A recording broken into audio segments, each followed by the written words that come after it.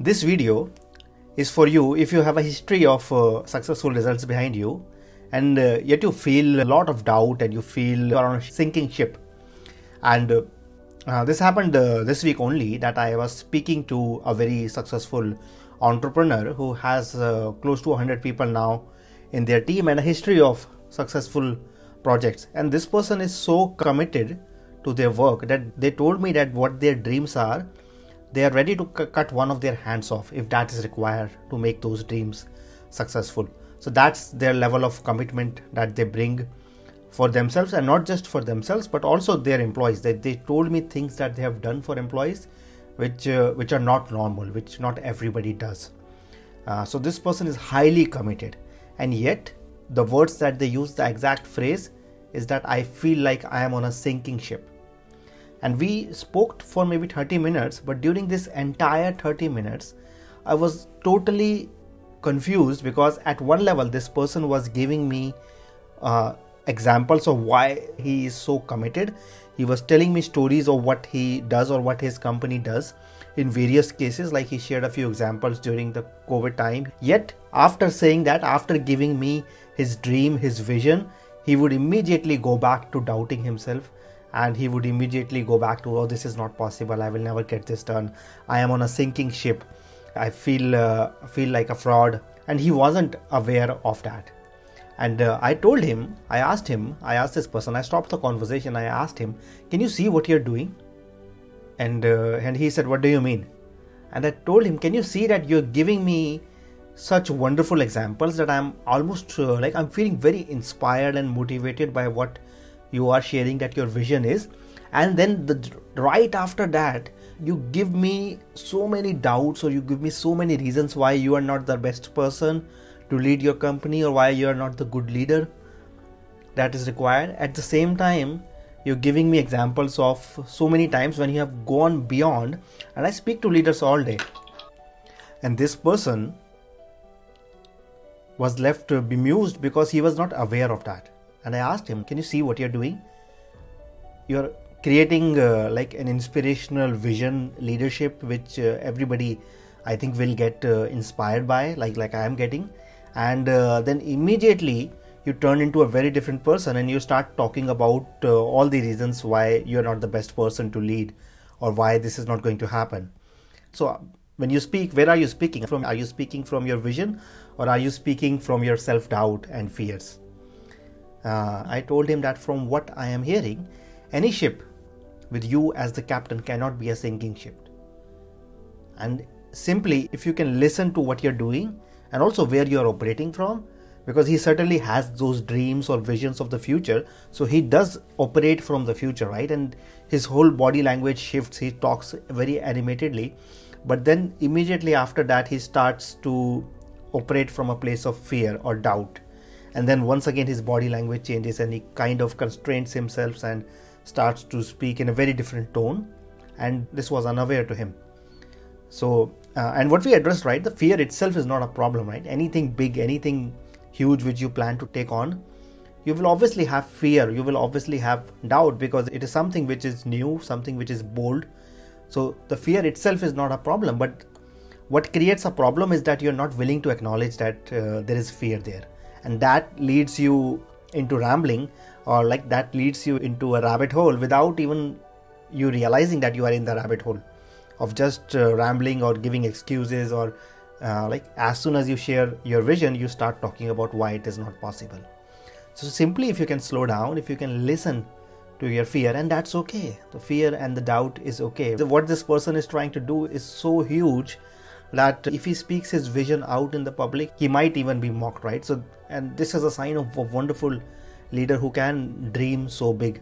A lot of people do not even take that first step of dreaming big. He is dreaming big, he's taking action, and he has a history of doing that, but he's kind of making the journey very miserable for himself and also for his team, because he's consistently doubting himself, and he starts to speak from the fear rather than simply noticing that yes, there is fear. And that's okay.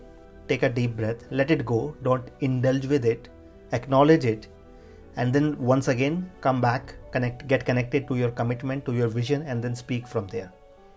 And if he can just do that, that will amplify the impact, the results that he is making, because he will take away so much of the negative residue he is producing for himself and his team when he allows the fear to dominate him, to overpower his vision and commitment.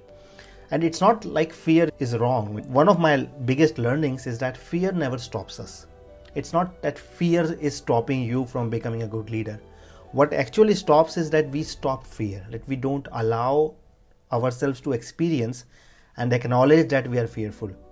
And I think for leaders, I think since they have this huge vision, they have this dream, they think big, fear is natural. It's a part of the process, right? If you are not experiencing any fear, maybe you are dreaming too small, or you're not taking up on your wildest dreams, or maybe you can even go beyond.